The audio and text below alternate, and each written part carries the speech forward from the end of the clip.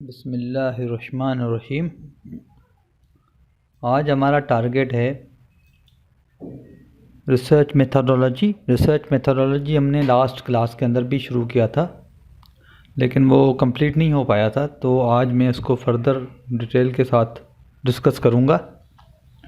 Last class के अंदर मैंने आपके साथ डिस्कस किया था कि हमारे पास जो है डेटा यानी रिसर्च मेथोडोलॉजी जब हम लिखते हैं तो रिसर्च मेथोडोलॉजी लिखने से पहले हमें ये जो है ना डिसाइड करना होता है, या हमारा जो यानी टॉपिक से या बाकी चीज़ों से हमें ये यानी शुरू से ही हमारा जो है ना प्लान होता है कि हमारा जो डेटा होगा वो किस तरह का होगा और उसको कैसे कैरी ऑन करना है। तो ये चीज़ें जब आपको डिसाइड करनी होती हैं तो ये पहले से डिसाइडेड होता है। रिसर्च मेथोडोलॉजी के अंदर वो चीज़ें सारी हम मेंशन करते हैं। इससे पहले हम इंट्रोडक्शन चैप्टर को डिस्कस कर चुके हैं कि उसके अंदर क्या क्या चीज़ें होती हैं। लिटरेचर रिव्यू को भी डिस्कस कर चुके हैं कि उसके अंदर क्या क्या चीज़ें होती हैं। तो रिसर्च मेथोडोलॉजी हमने लास्ट क्लास में शुरू किया था, तो उसके अंदर मैंने आपको ये बताया था कि अगर आपका प्राइमरी डेटा हो, यानी नॉर्मली जो लोग क्वेश्चनर डिज़ाइन करते हैं, तो क्वेश्चनर डिज़ाइन करने के जो ना वो डिफरेंट होते हैं। एक तो एडॉप्टेड होता है, एक तो आप खुद अपनी तरफ से बनाते हैं। तो अपनी तरफ से जब आप क्वेश्चनर डिज़ाइन करते हैं तो उसमें जो वेरिएबल्स होते हैं या फैक्टर्स होते हैं या कंस्ट्रक्ट्स होते हैं, उसके बारे में या तो आपको पहले से पता होता है कि भाई ये जो पाँच सवाल मैं बना रहा हूँ ये पर्टिकुलर फैक्टर के लिए बना रहा हूँ, ये जो 4 बना रहा हूँ ये दूसरे फैक्टर के लिए बना रहा हूँ, ये 8 बना रहा हूँ ये तीसरे के लिए बना रहा हूँ। लेकिन समटाइम्स ऐसा होता है कि हमें जो है ना क्वेश्चनर बनाते हुए ये अंदाज़ा नहीं होता, हम सिर्फ रेंडमली क्वेश्चंस बनाते हैं। फैक्टर्स हमें आइडिया होता है कि ये फैक्टर्स हमारे होंगे, लेकिन हमें ये नहीं पता होता कि कौन से क्वेश्चंस कौन से फैक्टर को रिप्रेजेंट कर रहे हैं। तो उस सूरत में हम एक्सप्लोरेटरी फैक्टर एनालिसिस करते हैं, यानी सॉफ्टवेयर से हेल्प लेते हैं और सॉफ्टवेयर हमें बताता है कि कौन से फैक्टर्स कौन से जो है ना क्वेश्चंस जो है कौन से फैक्टर के साथ एसोसिएटेड है। ये EFA कहलाता है, एक्सप्लोरेटरी फैक्टर एनालिसिस। दूसरा मैंने आपको बताया था कि ये तो प्राइमरी डेटा के अंदर हो गया जब फैक्टर्स। दूसरा हमारे पास टाइम सीरीज़ डेटा होता है। टाइम सीरीज़ डेटा जो है किसी पर्टिकुलर टाइम से शुरू होता है और किसी पर्टिकुलर टाइम पे ख़त्म होता है। जैसे आप GDP का डेटा लेना चाहते हैं, स्टॉक मार्केट का लेना चाहते हैं, आपने फ़र्ज़ करें कि 2001 से लेके 2020 तक डेटा ले लिया, तो ये एक टाइम फ्रेम से शुरू हुआ और दूसरे टाइम फ्रेम पे ख़त्म हुआ, तो ये जो है ना टाइम सीरीज़ डेटा कहलाएगा। और तीसरी कैटेगरी जो होती है वो पैनल डेटा होता है। पैनल डेटा बेसिकली ये होता है कि आपने जो है कोई डेटा कलेक्ट किया, मिसाल के तौर पर कुछ वेरिएबल्स हैं, जैसे मिसाल के तौर पर कैपिटल स्ट्रक्चर डिसीजंस हैं। अब कैपिटल स्ट्रक्चर डिसीजंस के अंदर जो है आप जो है ना एक इंडस्ट्री लेते हैं, सपोज़ ऑटो इंडस्ट्री आपने ले ली। अब कैपिटल स्ट्रक्चर डिसीजंस के बहुत सारे वेरिएबल हैं, ग्रोथ है, साइज़ है, लिवरेज है। तो आपने क्या किया कि ऑटो इंडस्ट्री के अंदर बहुत सारी कंपनीज़ हैं, सुजुकी कंपनी है, टोयोटा है, इंडस मोटर्स जिसको कहते हैं, या होंडा है, इसके अलावा गंदारा है, ठीक है, मिल्लत ट्रैक्टर्स हैं, बहुत सारी कंपनीज़ हैं। अब आप क्या करते हैं कि हर कंपनी का 10-10 साल का डेटा आप लेते हैं, यानी सुजुकी कंपनी का डेटा आप लेते हैं 2010 से लेके 2019 तक। इसी तरीके से इंडस मोटर का भी 2010 से 2019 तक। इसी तरीके से जो है ना आप होंडा का और बाकी कंपनियों का लेते हैं। तो ये जो है ना जब आप इस किस्म का डेटा लेते हैं जिसमें आपके डिफरेंट यानी कि कंपनीज़ हों और पर्टिकुलर टाइम जो है वो सेम हो सबका, तो ये फिर पैनल डेटा कहलाता है, बल्कि बैलेंस पैनल कहलाता है। तो आज के हमारा जो टारगेट होगा, एक तो हम जो है ना प्राइमरी डेटा को डिस्कस करेंगे, फिर टाइम सीरीज़ को करेंगे और फिर पैनल को करेंगे। उसके बाद जो हमारा टारगेट होगा कि फिर मैं आपको उसकी कुछ एग्जांपल्स दिखाऊंगा जिसमें ये चीज़ें की गई हैं। तो ये फिर आपको अपने जो आपका प्रोजेक्ट है, थीसिस है या रिसर्च है या रिसर्च पेपर है, जो भी है, वो फिर आप अपने हिसाब से उसको देखिएगा कि आपके लिए जो है ना वो कौन सा यानी आपके रिसर्च के अंदर कौन सी चीज़ अप्लाई हो रही है, तो अकॉर्डिंगली पर आपको लिखना होगा।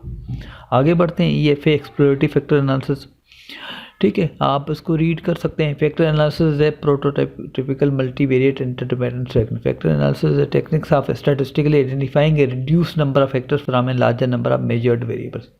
देखिए, फैक्टर एनालिसिस का मेन टारगेट ही होता है कि क्वेश्चनियर के अंदर 50 सवाल हो सकते हैं, 40 सवाल हो सकते हैं। अब वो सारे के सारे क्वेश्चंस जो है वो हम सारे के सारे क्वेश्चंस को वेरिएबल नहीं बना सकते।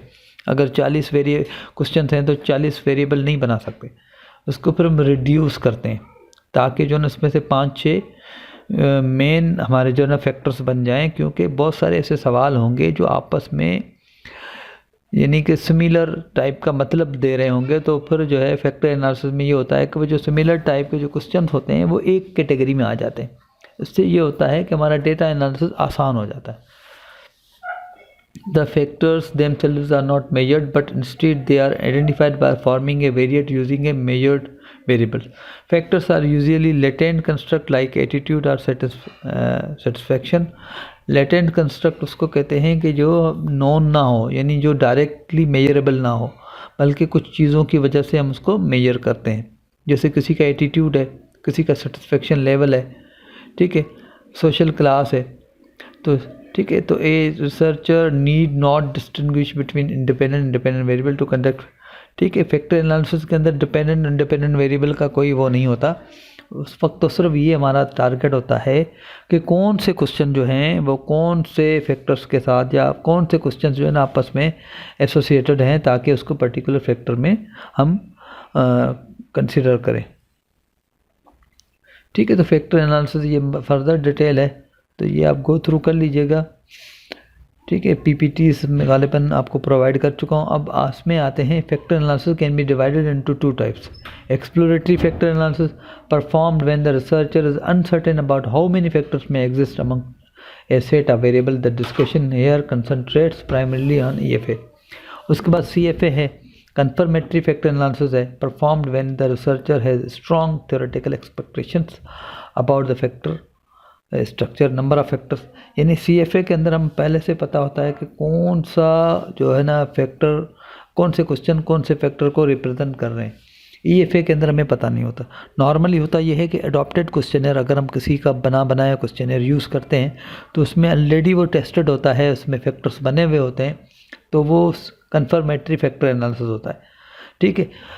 जो हमारे पास सबसे जो टूल यूज़ होता है प्राइमरी डेटा के अंदर स्ट्रक्चरल इक्वेशन मॉडलिंग, उसके अंदर भी कंफर्मेटरी फैक्टर एनालिसिस हम यूज़ करते हैं, ठीक है। ईएफए समझो कि एक टेस्टिंग है जिसके थ्रू हम सिर्फ आइडेंटिफाई करते हैं कि कौन से क्वेश्चंस कौन से फैक्टर को रिप्रेजेंट कर रहे हैं।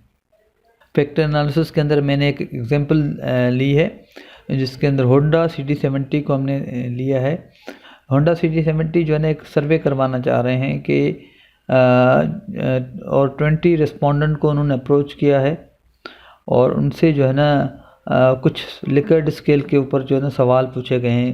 कंप्लीटली एग्री ये उनके ऑप्शन है, यानी जितने 10 सवाल हैं 10 सवालों के अंदर हर सवाल के अंदर ये सारे ऑप्शन हैं और 20 रिस्पोंडेंट को अप्रोच किया गया है ये क्वेश्चनर फिल करवाने के लिए।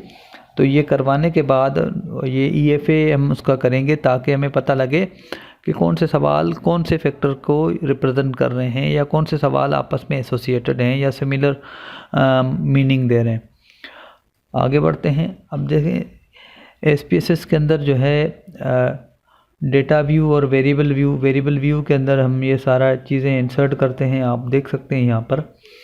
और यहाँ पर हम वैल्यूज़ के अंदर जाके जो है ना हमने कम्प्लीटली एग्री ये हमने वैल्यूज़ दे दी हैं कि ये चीज़, और यहाँ मेजर में हमने स्केल दे दिया है क्योंकि हमारा ये इंटरवल डेटा है कि strongly agree, completely agree, somewhat agree, ये तकरीबन ये हमारे में इंटरवल स्केल डेटा में आता है। तो ये हमने इसको यहाँ पे इंसर्ट किया। उसके बाद 20 रिस्पोंडेंट को हमने डेटा इंसर्ट किया, एक रो एक रिस्पोंडेंट को, यानी 1 का मतलब ये पूरी रो है, ये एक रिस्पोंडेंट को शो कर रही है। इसी तरीके से सारे 20 के 20 रिस्पोंडेंट जो है ना हमने यहाँ इंसर्ट किए। उसके बाद हम एनालाइज में गए, डेटा रिडक्शन फैक्टर्स के अंदर गए। फैक्टर्स के अंदर जाने के बाद हमने जो है ना यहाँ पर हमारे ये सारे क्वेश्चन होंगे, हमने इसको सिलेक्ट किया, एरो की मदद से हम उसको यहाँ वेरिएबल में लेके आए। उसके बाद हमने डिस्क्रिप्टिव को सिलेक्ट किया, डिस्क्रिप्टिव के बाद इनिशियल सोल्यूशन, केएमओ एंड पार्टलेट टेस्ट हमने सिलेक्ट किया, एक्सट्रैक्शन, रोटेशन और ऑप्शंस को हमने सिलेक्ट किया है वो नेक्स्ट स्लाइड में जो है ना हम देखेंगे। एक्सट्रैक्शन के अंदर हमने ये ऑप्शन सेलेक्ट किए, रोटेशन में वेरी मैक्स और रोटेटेड सोल्यूशन किया है, और ऑप्शन के अंदर हमने सॉर्ट बाय साइज़ को सिलेक्ट किया है। उसके बाद ये जो है ना इसके रिज़ल्ट्स हैं, और रिज़ल्ट्स के अंदर जो बहुत सारी चीज़ें हैं, ये आप उसको गो थ्रू कर लीजिएगा अपने तौर पे। मेरा जो टारगेट है कि मैं आपको कुछ मेन इम्पॉर्टेंट चीज़ें दिखाऊं। जैसे यहाँ पर ये जो टोटल वेरिएंस एक्सप्लेंड है, अब देखो ये यहाँ 3 फैक्टर्स पे आके रुक गया है। यहाँ से मैं इंडिकेट होता है कि हमारे क्वेश्चनर से 3 फैक्टर्स बनेंगे, ठीक है, और 3 फैक्टर्स हमारे ओवरऑल जो है 80% जो क्वेश्चन हैं उनको जो है ना हमारा जो रिस्पॉन्स बनता है उसको रिप्रेजेंट कर रहे हैं। तो ये 3 फैक्टर्स को इंडिकेट कर रहा है। उसके बाद आप स्क्री प्लॉट में देखें, स्क्री प्लॉट जैसे वर्टिकल आता है तो उतने फैक्टर्स होते हैं, जैसे ही वो हॉरिजॉन्टली टर्न करता है तो फिर वो जो है चीज़ें कंसिडर नहीं होती। तो स्क्री प्लॉट में आप देख लें कि वर्टिकल जो है 3 के बाद जो है ना वो हॉरिजॉन्टल उसने टर्न ले लिया है, तो ये भी हमें एक इंडिकेट देता है कितने फैक्टर बनेंगे। लेकिन कंफर्मेशन जो होती है वो हमें रोटेटेड कंपोनेंट मैट्रिक्स से होती है। अब इसमें आप देख सकते हैं कि 4 सवाल जो हैं, 4 सवाल हमें यहाँ से आप देख लें, ये चारों सवाल आपस में देखो हाईली एसोसिएटेड नज़र आ रहे हैं, बाकी देखो नज़र नहीं आ रहे। इसी तरीके से ये जो 3 सवाल हैं क्वेश्चन 9, 8, 2, ये आपको यहाँ पर सेंटर में देखो कोरिलेटेड आ रहे हैं, ऊपर भी नहीं है नीचे भी नहीं है। हाँ, ये सवाल लाजमी, ये सवाल जो है ये भी हाई आ रहा है, लेकिन ये यहाँ पर भी हाई है और यहाँ पर भी हाई है। तो ये अब हमारी मर्ज़ी थी कि हम इसको यहाँ रखें या यहाँ रखें। ज़्यादा स्कोर इसका है तो यहाँ पर होना चाहिए, लेकिन बैलेंस करने के लिए ये जो 3 सवाल है मैंने तीसरे फैक्टर में डाल दिए, ठीक है। लेकिन आपके पास चॉइस थी कि आप उसको यहाँ पर भी रख सकते थे, तो हमने इसको कर लिया। अब ये 3 फैक्टर हमारे बन गए, जिसमें 4 सवाल ये पहले फैक्टर में, ये 3 सवाल दूसरे फैक्टर में, ये 3 सवाल तीसरे फैक्टर में, ठीक है। अब उन सवालों को पढ़ के, जैसे मिसाल मैं पहला आपको बता रहा हूँ, I feel good whenever I see the ad of my CT70, ACT essentially means vehicle, feel very powerful when I am on my CT70, some of my friends who don't have their own bikes are jealous of me। अब ये जो सवाल पढ़ के उसके जो factor का नाम मैंने सजेस्ट किया है वो फीलिंग किया है, यहाँ से आप देख सकते हैं फीलिंग। दूसरे फैक्टर जो ग्रीन कलर के अंदर सवाल मैंने दिए हुए, इसको मैंने ब्रांड लॉयल्टी, और तीसरे को मैंने इकोनॉमिकल दिया है। तो ये चीज़ें फैक्टर के नाम ऑलरेडी आपको पास होंगे, अगर नहीं है तो आप डेटा को पढ़ के क्वेश्चनर जो भी है वो भी इस तरीके से भी पॉसिबल होता है। लेकिन नॉर्मली ये होता है कि फैक्टर्स ऑलरेडी आपको पता होते हैं कि मैं जो है ना एम्प्लॉयज़ लॉयल्टी के ऊपर या सेटिस्फेक्शन के ऊपर या वर्क एनवायरनमेंट के ऊपर कोई रिसर्च कर रहा हूँ, ठीक है, या कंज्यूमर बिहेवियर के ऊपर कोई रिसर्च कर रहा हूँ, तो आपको पहले से फैक्टर पता होते हैं। क्वेश्चनर्स आप बनाते हैं, क्वेश्चनर डिज़ाइन करते हैं, क्वेश्चन आप बनाते हैं, लेकिन आपको ये नहीं पता होता कि ये क्वेश्चन मैं जो बना रहा हूँ कि ये पर्टिकुलर फैक्टर को रिप्रेजेंट कर रहा है या नहीं कर रहा। जब आपको डाउट होता है तो फिर आप चेक करते हैं कि आया जो मैंने सोच के बनाया है क्वेश्चंस जो बनाए हैं पर्टिकुलर फैक्टर के लिए, वो वाकई ही पब्लिक या लोग भी, रिस्पोंडेंट भी उसको उसी तरीके से परसीव कर रहे हैं। तो ये एक तरह की वेरिफिकेशन हो जाती है। उसके बाद आपको रिलायबिलिटी टेस्ट करना होता है। रिलायबिलिटी लाजमी बात है, इंस्ट्रूमेंट की रिलायबिलिटी नहीं होगी तो वो फिर रिज़ल्ट्स भी वैलिड नहीं होंगे। तो वैलिडिटी बहुत ही इंपॉर्टेंट फैक्टर है रिसर्च के अंदर, क्योंकि एक इंस्ट्रूमेंट जिस पर्पस के लिए बना है, अगर वो पर्पस सर्व कर रहा है तो वो वैलिड इंस्ट्रूमेंट है। तो रिलायबिलिटी के लिए सबसे जो फेमस टेस्ट है वो क्रोन बेंच अल्फा है। तो सबसे पहले एनालाइज में हम गए, एनालाइज में स्केल के अंदर जो है ना रिलायबिलिटी एनालिसिस, हमने पूरे क्वेश्चनियर का रिलायबिलिटी एनालिसिस किया, अल्फ़ा सेलेक्ट किया है, और अल्फ़ा जो है ना 0.64 आया है, जो कि बेहतर है। और ये अल्फ़ा 0.7 के करीब होता है तो रिलायबिलिटी क्वेश्चनियर की होती है, लेकिन 0.64 भी बेहतर रिज़ल्ट है। और ये जो रिलायबिलिटी टेस्ट है ये पूरे क्वेश्चनियर का भी होता है और फैक्टर वाइज भी होता है, ठीक है। अब आगे हम देखते हैं कि जो है हमने अगेन रिलायबिलिटी टेस्ट किया है एक पहले फैक्टर में हमें पता है 4 सवाल थे, 4, 5, 6, 7। आप देख लें पहले फैक्टर में हमारे पास ये 4 सवाल थे, 4, 5, 6, 7। तो यहाँ पे आप देख लें वो चारों सवाल हमने लिए हैं और उसका रिलायबिलिटी टेस्ट हमने चेक किया है, उसका 0.973 आया है। इसी तरीके से बाकी जो 2 फैक्टर हैं उनका भी रिलायबिलिटी टेस्ट जो है चेक होगा और इस तरीके से आप चेक करेंगे।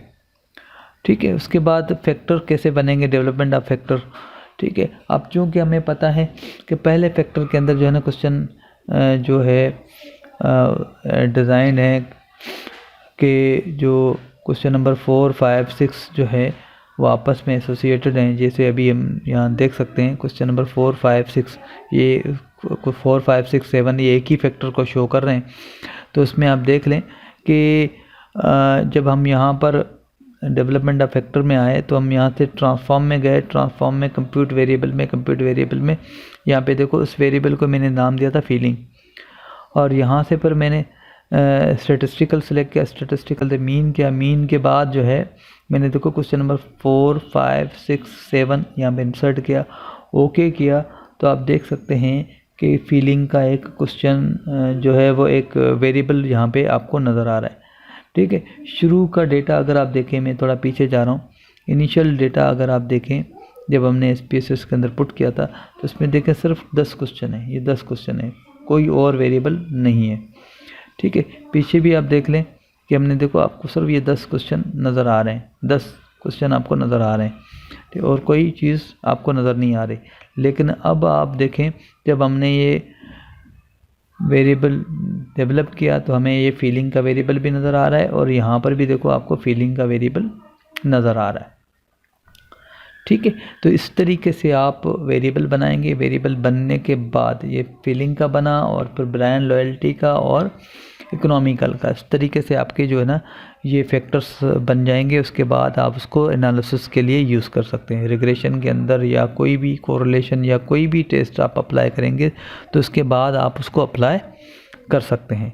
ठीक है, अब ये जितने भी टूल यूज़ हुए हैं, यानी अगर आप फैक्टर एनालिसिस यूज़ कर रहे हैं तो रिसर्च मेथोडोलॉजी के अंदर ये चीज़ों की सबकी आपको डिस्क्रिप्शन लिखनी पड़ेगी।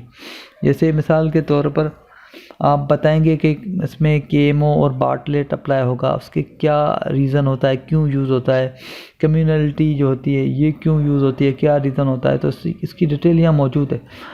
और एनालिसिस के अंदर आप जो रिसर्च मेथोडोलॉजी का जो चैप्टर होगा उसमें लिखेंगे टोटल वेरिएंस क्या होता है। EFA को जब आप डिफ़ाइन करेंगे तो सारी चीज़ें आप उसमें मेंशन कर रहे होंगे।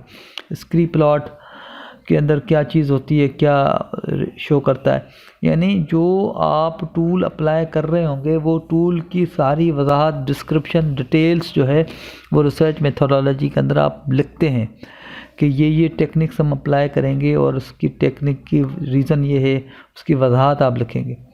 ठीक है, रोटेटेड कंपोनेंट मैट्रिक्स ये क्या है, बाद में जब आप ये चीज़ रन करेंगे तो आप बताएंगे कि भाई ये मेथोडोलॉजी के अंदर हम उसकी डिटेल डिस्कस कर चुके हैं। तो ये इस तरीके से आपको मेथोडोलॉजी के अंदर लिखना पड़ेगा। जब आपके ये सारा काम हो गया, रिलायबिलिटी क्या होता है, रिलायबिलिटी आपको डिफ़ाइन करना पड़ेगा कि उसका जो है डिज़ायर्ड रिज़ल्ट क्या होते हैं। ठीक है, ये सारा करने के बाद आपके पास ये जो है वेरिएबल बन गया। अब मैं थोड़ा आगे यानी आपको उसको पीछे लेके चलता हूँ। एक और चीज़ आपको दिखाना चाह रहा हूँ, वो है structural equation modelling. Structural equation modelling basically primary data में सबसे ज़्यादा यूज़ होने वाला टूल है। तो उसके अंदर जो है चीज़ें कैसे होती हैं, वो बेसिकली उसके अंदर होता ये है कि आपको जो है ना एक चीज़ें गिवन होती हैं, डायग्राम गिवन होते हैं, इनकी मदद से आप जो है ना अपना थ्योरेटिकल फ्रेमवर्क वहाँ बनाते हैं और जब उसको रन करेंगे तो वो आपको रिजल्ट्स जनरेट करके देता है। तो हम जो है ना पीछे चलते हैं और जो है स्ट्रक्चरल इक्वेशन मॉडलिंग जो है ना वो उसको डिस्कस करते हैं। Modelling is a multivariate statistical analysis technique that is used to analyze structural relation with multiple metric ratio। ठीक है, ये यानी रेशो एंड इंटरवल डेटा के लिए जो है ना यूज़ होता है। इसमें नॉमिनल या ऑर्डिनल का काम नहीं होता। याद रखें, मैं क्लास में भी डिस्कस कर चुका हूँ, दोबारा आपको पास रिपीट कर रहा हूँ आपको कि स्ट्रक्चरल इक्वेशन मॉडलिंग जो है रेशो इंटरवल डेटा पे यूज़ होता है, जिसको हम मेट्रिक या पैरामेट्रिक डेटा कहते हैं। The technique is the combination of factor analysis and multiple regression analysis. ठीक है, इसके अंदर जो है ना फैक्टर एनालिसिस भी आपको ये करके देता है। याद रखें इसमें फैक्टर्स पहले से हमें पता होते हैं, यानी कौन सा क्वेश्चन कौन से फैक्टर को शो कर रहा है ये हमें पहले से पता होता है। तो ये यहाँ पर जो फैक्टर एनालिसिस होगा वो CFA कहलाता है, यानी कन्फर्मेटरी फैक्टर एनालिसिस होगा। और रिग्रेशन रन होता है, यानी डिपेंडेंट वेरिएबल इंडिपेंडेंट वेरिएबल का रिलेशनशिप जो भी होगा। It is use to analyze structural relation between measured variable and latent construct.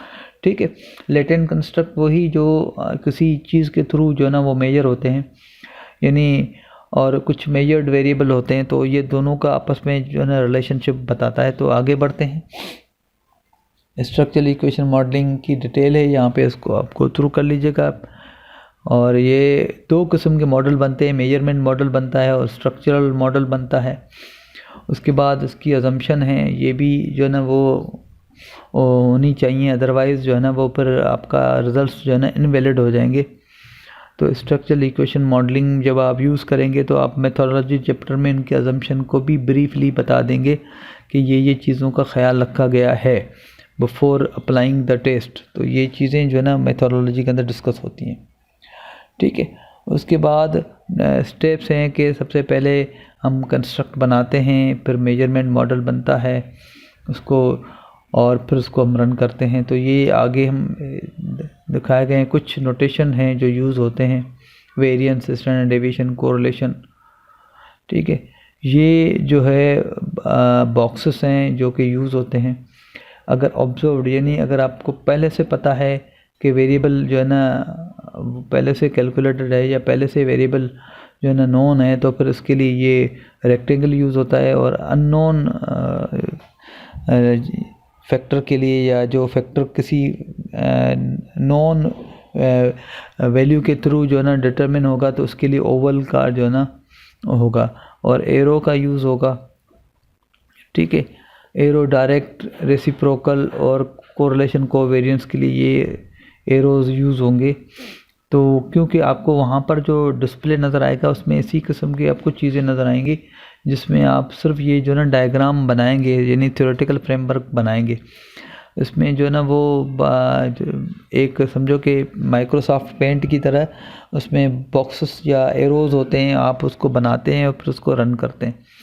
वो SPSS की तरह, EViews की तरह नहीं होता कि आप जो है ना डेटा डाल के जो है ना फिर रन करें। डेटा तो उसमें भी डलता है, लेकिन डेटा डालने के बाद जो है वो चीज़ों को उस तरीके से डिज़ाइन करके, यानी आप बना के थ्योरेटिकल फ्रेमवर्क पर रन करेंगे तो वो डेटा ऑटोमेटिकली वहाँ से उसी डेटा को कैप्चर कर लेगा।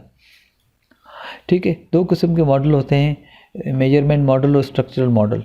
ठीक है, और जो है मेजरमेंट मॉडल वही आपका जो फर्स्ट मॉडल होता है, जो आपका समझो कि डायग्राम होता है, थ्योरेटिकल फ्रेमवर्क होता है। स्ट्रक्चरल मॉडल जो होता है, जो आपके रिजल्ट्स होते हैं, जब आपकी सारी चीज़ें कैलकुलेट होके आ जाती हैं। ये भी मैं आपको दिखा भी रहा हूँ। तो ये देखें, ये हमारे पास स्ट्रक्चरल इक्वेशन मॉडलिंग का जो है ना समझो कि एक मॉडल है। इसमें ये हमारे वेरिएबल सारे नॉन हैं। ठीक है, नॉन वेरिएबल की मदद से ये अननोन वेरिएबल हम डिटरमिन कर रहे हैं। ये आपके क्वेश्चन भी हो सकते हैं, ये आपके क्वेश्चंस भी हो सकते हैं। तो इसको ये मेजरमेंट मॉडल है।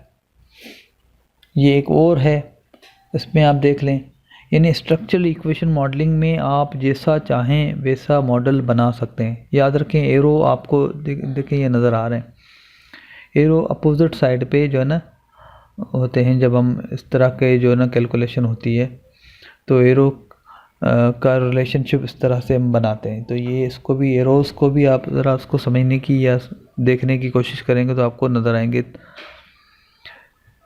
तो ये एक और मॉडल है। तो ये डिफरेंट, यानी आप इसमें सिर्फ रिग्रेशन के अंदर तो ये होता है ना, इंडिपेंडेंट वेरिएबल का डिपेंडेंट वेरिएबल के ऊपर इफेक्ट देखें, एक से ज़्यादा इंडिपेंडेंट वेरिएबल हैं और एक डिपेंडेंट वेरिएबल, तो रिग्रेशन। लेकिन यहाँ पर इतनी फ्लेक्सिबिलिटी है कि आप multiple dependent variable, multiple independent variable, even आप एक वेरिएबल का दूसरे के ऊपर डायरेक्ट इफेक्ट और फिर इनडायरेक्ट इफेक्ट, यानी यहाँ पर देखो एजुकेशन का साइको सोशल पे क्या अफेक्ट पड़ता है, फिर एजुकेशन का इनकम का, फिर साइको सोशल, एजुकेशन का ऑक्यूपेशन का इनकम, और ऑक्यूपेशन का साइको सोशल, यानी डिफरेंट, यानी आप वर्सटाइल किस्म के जो है ना एनालिसिस, जो आपका एनालिसिस जिस तरह से आप चाहें, ये रिग्रेशन में फ्लेक्सिबिलिटी नहीं होती, यहाँ पर आप कर सकते हैं, इसके अंदर आप कर सकते हैं।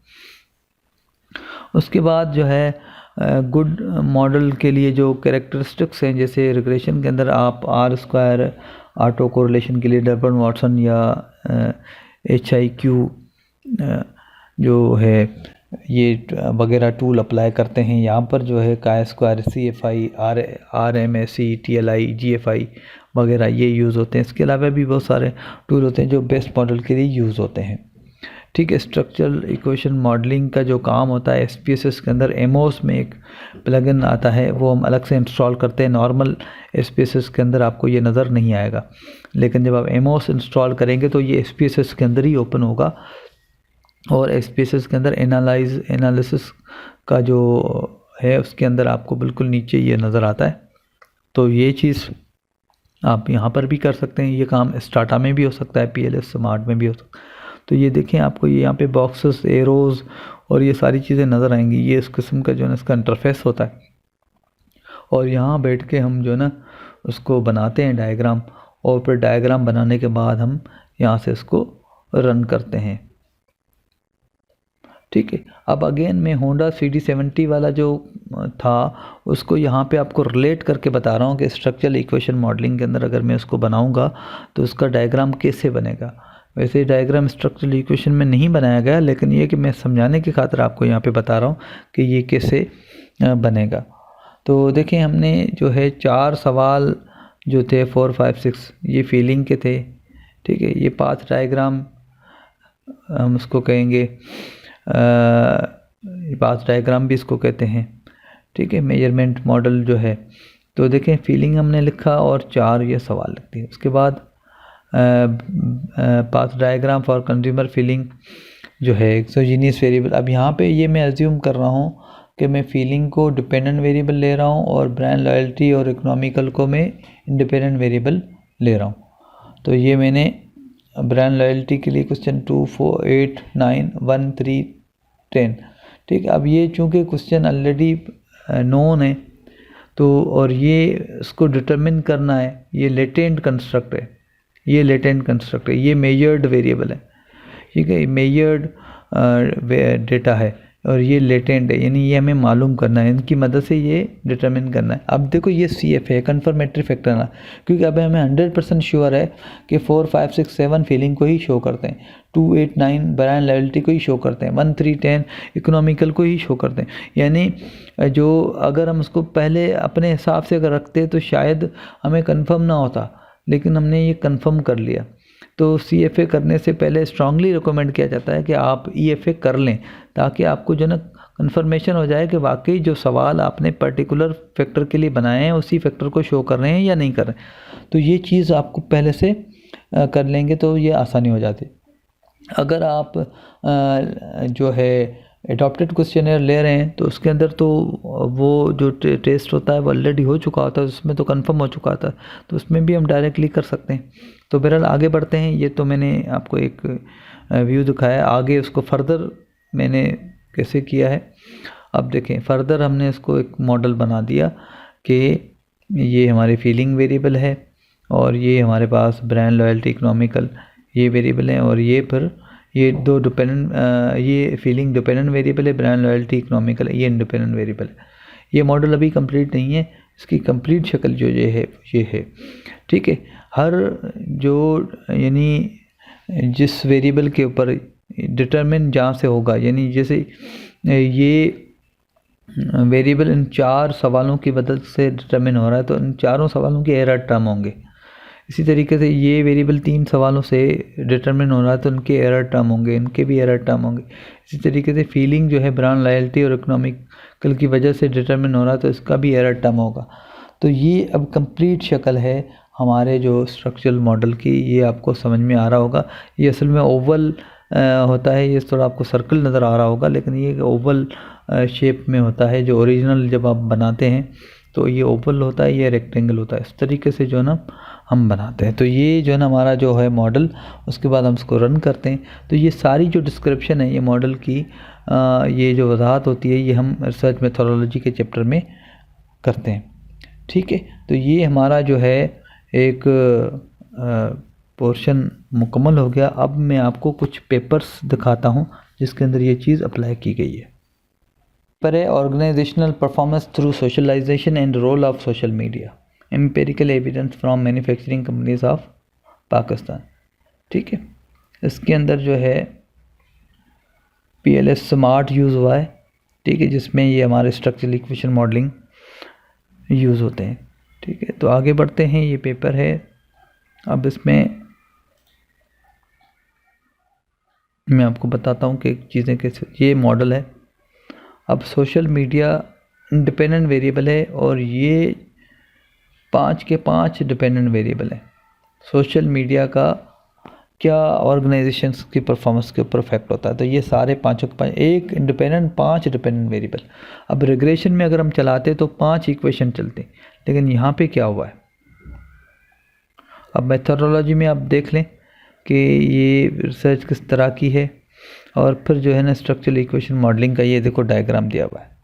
अब ये जो क्वेश्चनियर बना था कि रोल क्लियरिटी के 5 सवाल थे, फिर उसके बाद सपोर्ट सिस्टम के 4 सवाल बनाए गए थे, फिर इंफॉर्मेशन नॉलेज के जो है ना 3 सवाल बनाए गए थे, और सेल्फ एफिकेसी के 2 सवाल बनाए गए थे, सोशल मीडिया के लिए 3 सवाल बनाए गए थे, और गोल्स एंड ऑब्जेक्टिव के लिए एक सब क्वेश्चन बनाया गया था। तो ये सारा हमने डायग्राम स्ट्रक्चरल इक्वेशन मॉडलिंग का बनाया है। उसके बाद उसको रन किया गया है। रन करने के बाद सबसे पहले तो डेमोग्राफिक एनालिसिस किया गया है। डेमोग्राफिक एनालिसिस जो है वो सिंपल डिस्क्रिप्टिव डेटा को डिस्क्राइब करना होता है। उसके बाद जो है ना हमने यहाँ पर जो स्ट्रक्चरल इक्वेशन के रिजल्ट्स हैं वो यहाँ पे प्रेजेंट किए हैं, और वेरिएबल्स यानी हाइपोथेसिस को टेस्ट किया। ये हाइपोथेसिस थी। ठीक है, तो इस तरीके से एक और पेपर आपको मैं दिखाता हूँ, logistic capability, logistic outside performance. इसमें देख लें,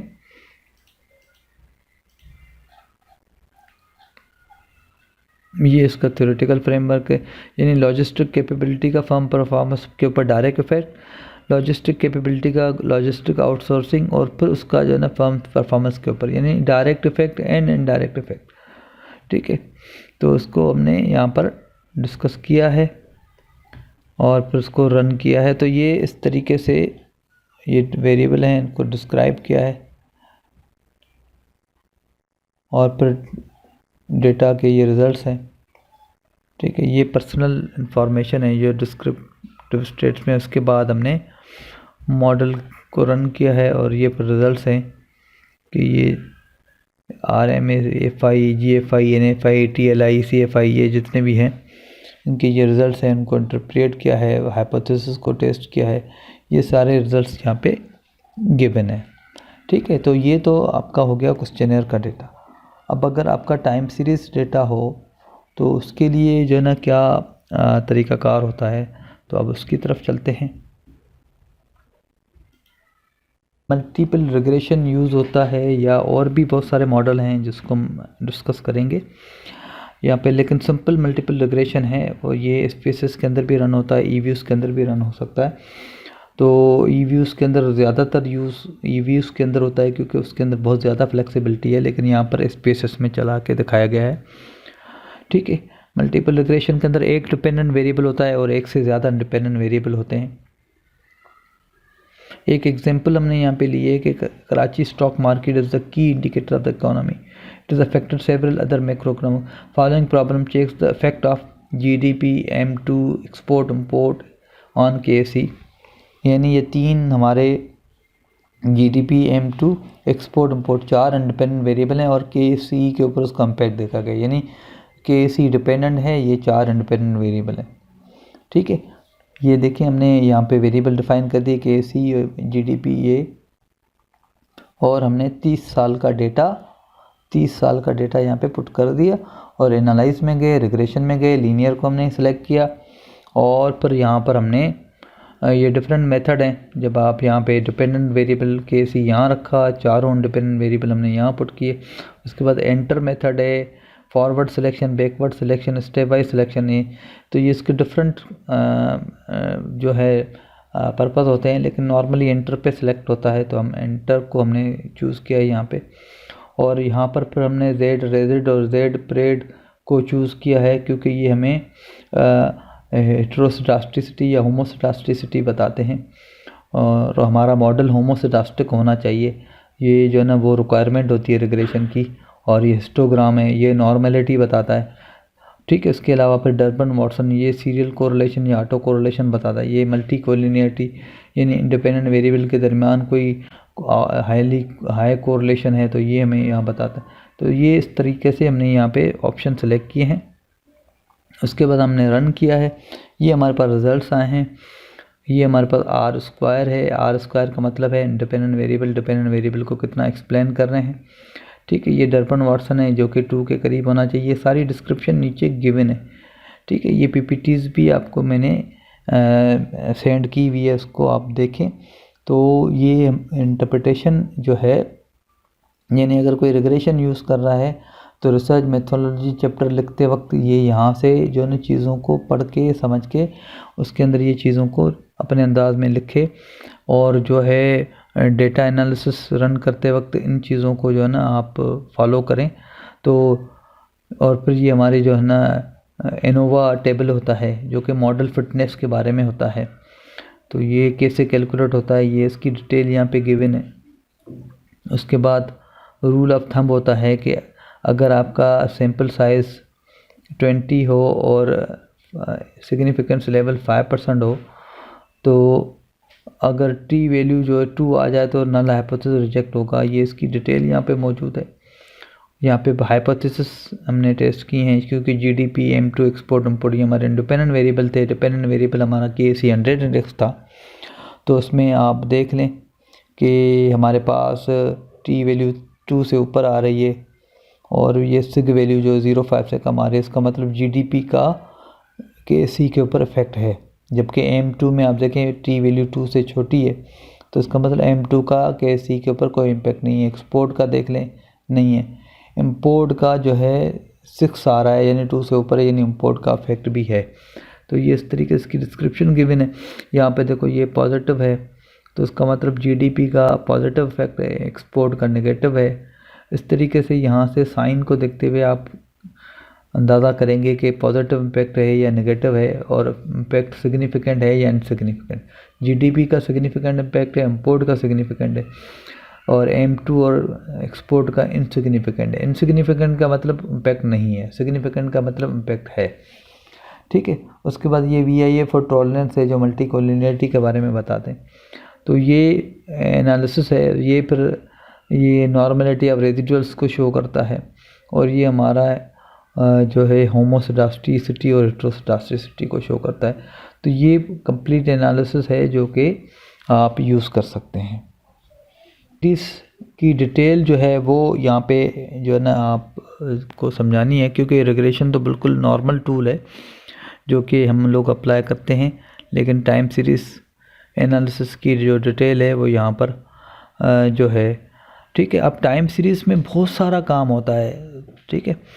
तो आप उसको ज़रा समझ लें कि देखिए टाइम सीरीज़ में पहली कंडीशन ये होती है कि अगर आपके all variable stationary at level, level का मतलब है जो आपका नॉर्मल डेटा है। नॉर्मल डेटा अगर आपका लेवल पर है तो आप सिंपल रिग्रेशन अप्लाई करेंगे। अगर if all variables are stationary purely I0 and I1, यानी अगर आपका जो वेरिएबल हैं, कुछ वेरिएबल लेवल पे स्टेशनरी हैं, कुछ फर्स्ट डिफरेंस पे स्टेशनरी हैं, तो उस पर ARDL लगेगा, ठीक है। सारे वेरिएबल फर्स्ट डिफरेंस पे या सेकंड डिफरेंस पे स्टेशनरी हैं, यानी लेवल पे कोई भी स्टेशनरी नहीं है, या तो फर्स्ट पर है या तो को इंटीग्रेशन अप्लाई होगा।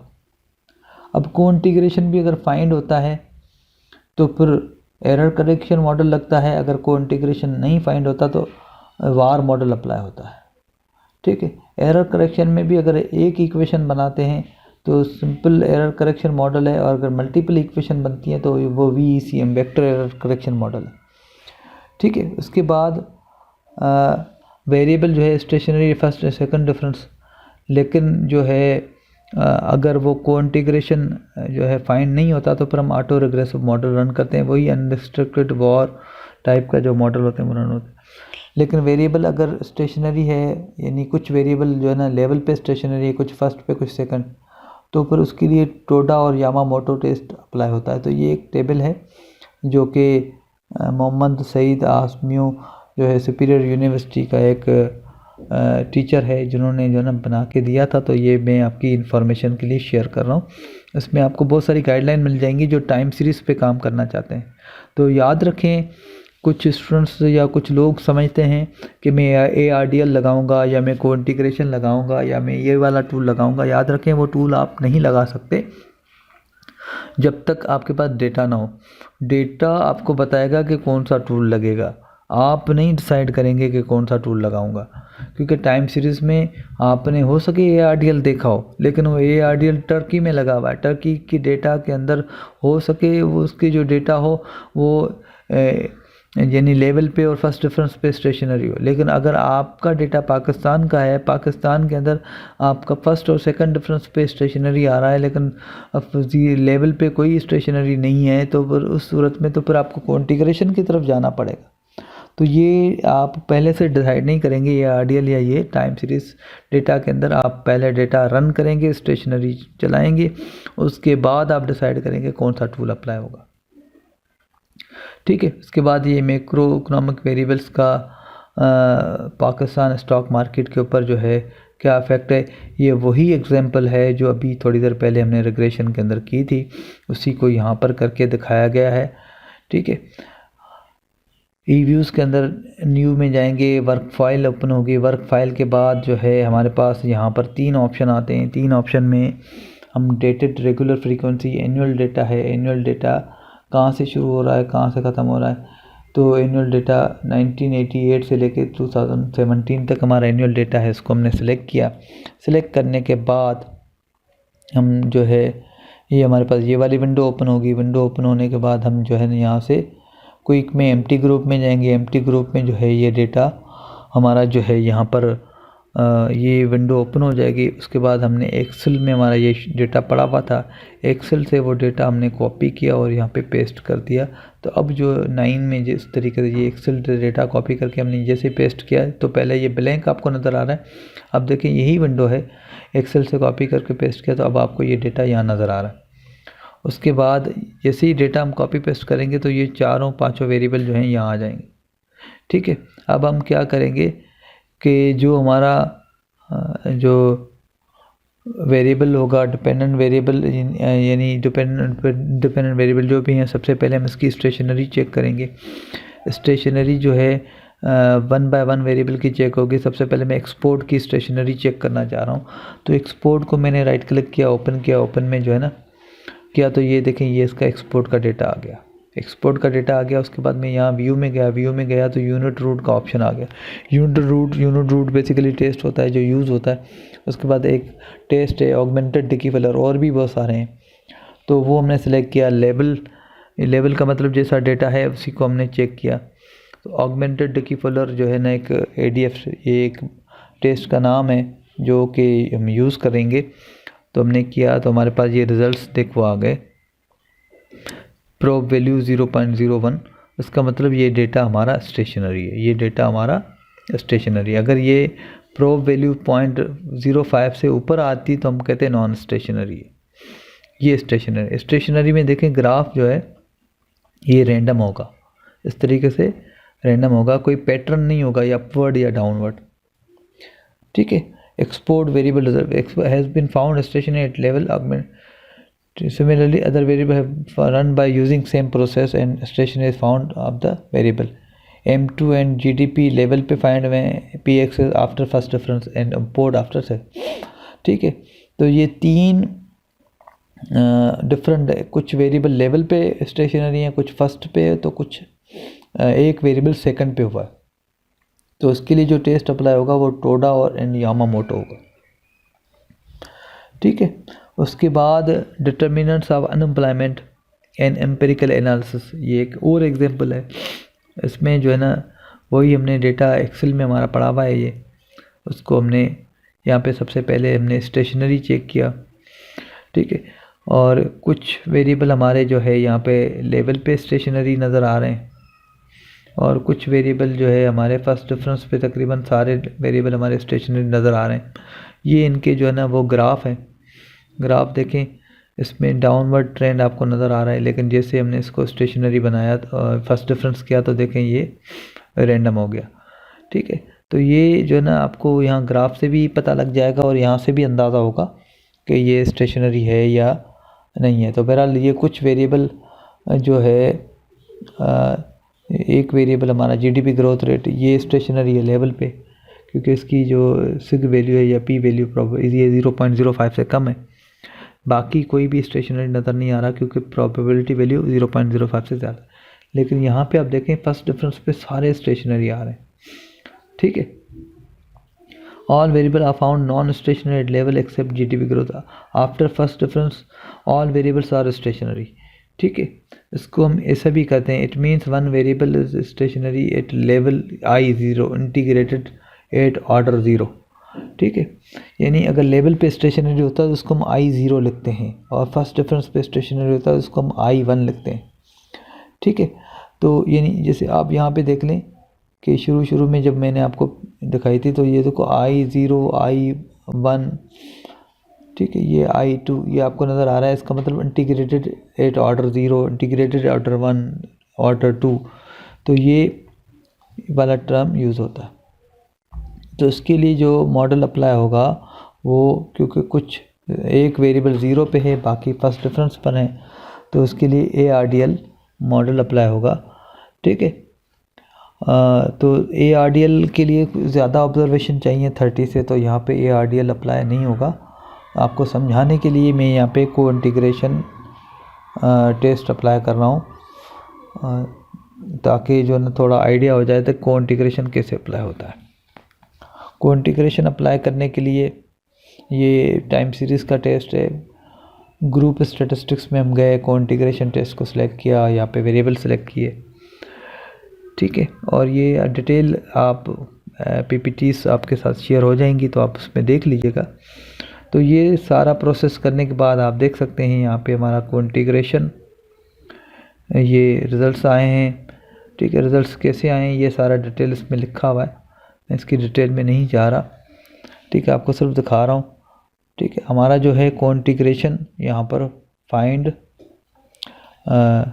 नहीं हुआ, इस वजह से हम वार मॉडल अप्लाई करेंगे। अगर को इंटीग्रेशन फाइंड होता तो हम VECM अप्लाई करते, तो हमने वार मॉडल अप्लाई किया है, ये वार मॉडल है। ठीक है, ये इस तरीके से वार मॉडल की इक्वेशन है, तो ये हमने इसको रन कर दिया। अब इसकी मैं कुछ एग्जांपल आपको दिखाना चाह रहा हूँ। थ्रू द VECM मॉडल, ये है, ये आप पेपर देख लें, ये पेपर आपको नज़र आ रहा है, ये देखें डेटा एनालिसिस हुआ है, ये इक्वेशंस बनी है, ये हाइपोथेसिस बनी है। ये पेपर भी आपके साथ शेयर हो सकता है, अगर मैं ग्रुप पे जो हमारा गूगल ड्राइव है इस पे ये मैं अपलोड कर दूंगा, ये आप वहाँ से जो है ना डाउनलोड कर सकते हैं। ठीक है, यूनिट रूट टेस्ट यानी हमारी जो स्टेशनरी को चेक किया गया है लेवल पे। ठीक है, तो ये हमारे, और ये स्टेशनरी फाइंड में आफ्टर फर्स्ट डिफरेंस पे सारे स्टेशनरी फाइंड में ये को इंटीग्रेशन टेस्ट हमने अप्लाई किया है, और को इंटीग्रेशन फाइंड हुआ है क्योंकि ये रिज़ल्ट्स बता रहे हैं। तो उसके बाद हमने इसको VECM मॉडल हमने इसके अंदर अप्लाई किया है। VECM मॉडल में short run long run effect हम चेक करते हैं। ये पेपर जो है ना है, इसके अलावा एक और एग्जांपल आपको दिखा रहा हूँ कि हमारे पास एक थीसिस है,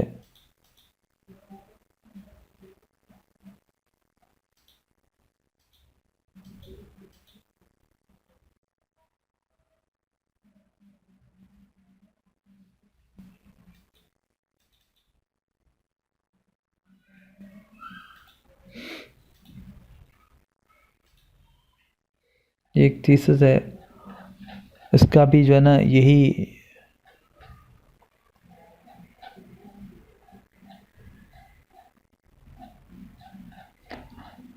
टाइम सीरीज़ के ऊपर काम है।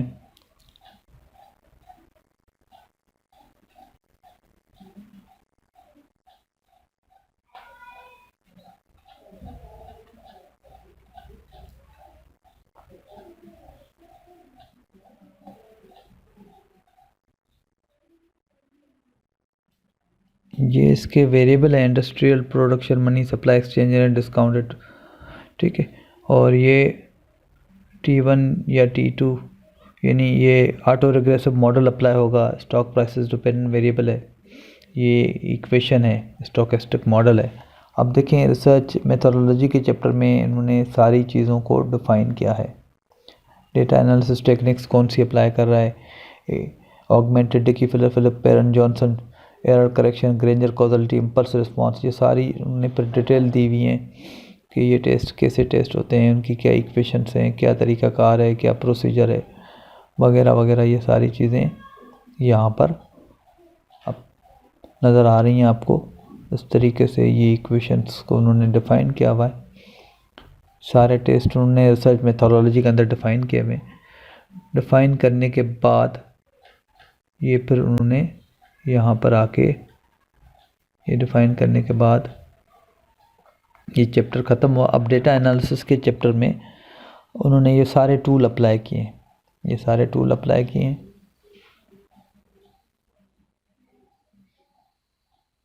ठीक है। ये यूनिट रूट टेस्ट अप्लाई किया है।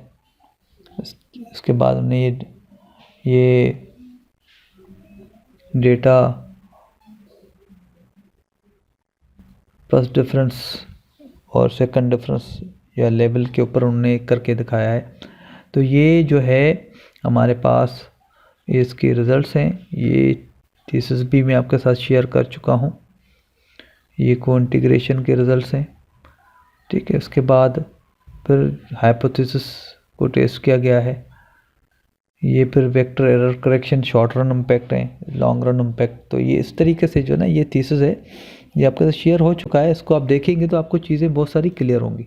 के अंदर मैंने आपको बताया कि जैसे यहाँ पे एग्जांपल है 8 years data of each company, impact of leverage determinants on profitability.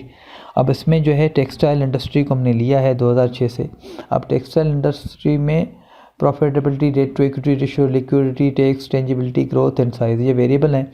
ये हमने डेटा लिया है। ये डेटा लेने के बाद इसमें 8 कंपनीज़ हैं और हर कंपनी का जो है 11 कंपनीज़ हैं और हर कंपनी का 8 साल का डेटा है। तो 88 ऑब्जर्वेशन बनती हैं। अब देखें ये कंपनीज़ हैं, ये डिफरेंट कंपनीज़ हैं। ये कंपनीज़ 1 2 3 4 5 6 7 8 9 10 11 कंपनीज़ हैं। हर कंपनी का जो है ना 8 साल का डेटा है, 2006 से 2013, फिर दूसरी कंपनी का 2006 से 2013, फिर तीसरी कंपनी का 2006 से 2013, फिर चौथी कंपनी का। ये पैनल डेटा है। पैनल डेटा जो है उसके बाद हमने क्या किया, ईव्यूज़ में गए। ईव्यूज़ में वही जो है वर्क फाइल में बैलेंस पैनल के अंदर एनुअल डेटा के अंदर हमने 2006 से 2013 पुट किया। पर नंबर ऑफ़ क्रॉस सेक्शन यानी कितनी कंपनीज़ हैं, 11 कंपनीज़ हमने पुट किया। फिर हमने वही डेटा जो था कंपनीज़ का वो यहाँ पे कॉपी पेस्ट किया। अब यहाँ आप देख सकते हैं ये पहली कंपनी का डेटा है, फिर ये दूसरी कंपनी का डेटा, ये तीसरी का, ये चौथी, पाँचवीं, इस तरीके से 11 की 11 कंपनीज़ का डेटा यहाँ पे मौजूद है। अब इसमें जो है यूनिट रूट टेस्ट हमने अप्लाई किया है। यूनिट रूट अप्लाई करने के बाद जो है यूनिट रूट जो है लेवेन-लिन-चू टेस्ट अप्लाई हुआ है जो यूनिट रूट के लिए यूज़ होता है, ठीक है। और वो हमें बता रहा है कि ये डेटा हमारा स्टेशनरी है। इसकी डिटेल आप यहाँ पे देख लीजिएगा, पीपीटी आपके साथ शेयर हो जाएगी। उसके बाद हमने इक्वेशन रन की है। पैनल डेटा के अंदर 3 किस्म के मॉडल होते हैं। पैनल डेटा के 3 किस्म के मॉडल होते हैं। ये तीनों मॉडल यहाँ लिखे हुए हैं, pooled OLS, fix and random. सबसे पहले हम रैंडम सेलेक्ट करते हैं, मॉडल को रन करते हैं। उसके बाद हम हॉसमैन टेस्ट चलाते हैं। हॉसमैन के बाद हमें पता लगता है कि रैंडम सेलेक्ट होगा या फिक्स मॉडल सेलेक्ट होगा। उसके बाद फिर हमारा अगला टारगेट होता है, अगर रैंडम सेलेक्ट होता है तो हम यहीं पे स्टॉप कर लेते हैं, अगर फिक्स सेलेक्ट होता है तो फिर हम आगे फर्दर टेस्ट करते हैं और उसके लिए डमी वेरिएबल इंट्रोड्यूस करवाते हैं। तो ये आपको नज़र आ रहा है, ये डिटेल यहाँ लिखी हुई है। ये जो है ना प्रैक्टिस के बगैर समझ में नहीं आएगा, लेकिन ये कि मैं आपको एक आइडिया दे रहा हूँ कि इस तरीके से चीज़ें आप मेंशन करेंगे तो ये करने के बाद हमारे पास ये इक्वेशन रन होगी और ये डेटा हमने यहाँ पे रन किया है। ठीक है, फिक्स इफेक्ट मॉडल सेलेक्ट हुआ है। तो इस तरीके से ये हमारी जो है वो डेटा को हमने रन किया है। अब हम जो है ना इसको एक एग्जांपल आपको दिखा रहे हैं जिसके अंदर ये जो है अप्लाई किया गया है।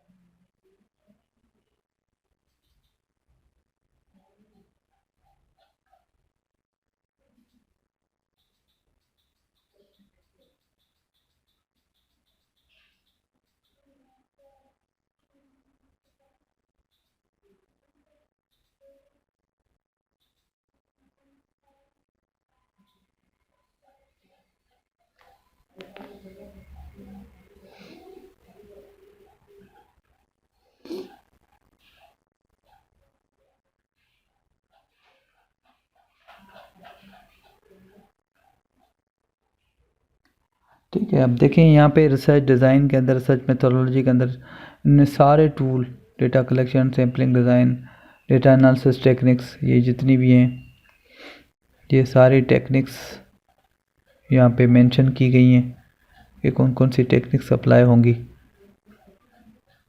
उसके बाद उन्होंने ये डेटा एनालिसिस किया है, लेवेन-लिंचुक टेस्ट है ये उसने अप्लाई किया है। उसके बाद हॉफमैन अप्लाई हुआ है। उसके बाद वॉल टेस्ट अप्लाई हुआ है। उसके बाद ये फिक्स इफेक्ट मॉडल के रिजल्ट्स हैं। तो ये जो है ना पूरा एक एनालिसिस है जो कि आपको यहाँ पर नज़र आ रहा है। ये रिसर्च मेथोडोलॉजी चैप्टर के अंदर ना सिर्फ ये चीज़ें हम मेंशन करते हैं बल्कि जो है इसको कैसे रन होता है तो ये हमने थोड़ा सा आपको ओवरव्यू दे दिया है। बाकी डिटेल जो है ना वो भी डिस्कस होगी आपके साथ।